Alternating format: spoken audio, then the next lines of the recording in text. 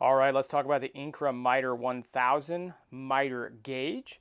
Let's see. I mean, the reason that you would want this is for accuracy. This thing is insanely accurate, and you're able to, I mean, to say that you're able to fine tune would be an under exaggeration, right?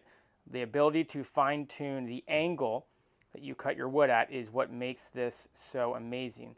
I'm going to try to zoom in here so I can show you. I will show it to you in action, but basically you can get down to 1/10 of a degree, and all you have to do is unscrew this. It makes it very easy. And then you can adjust the direction and lock it in. And then again, the 1/10 of a degree is done here with this screwdriver.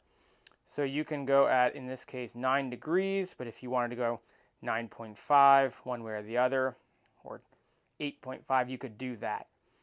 And so again, the ability to make very, very precise angle cuts is not very important if you're just doing regular old DIY work, but very important if you're doing advanced or precision woodworking.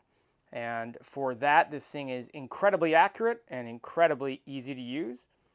I've had it for a while now, as you can tell by the amount of dust and debris in it, but it works absolutely fantastic.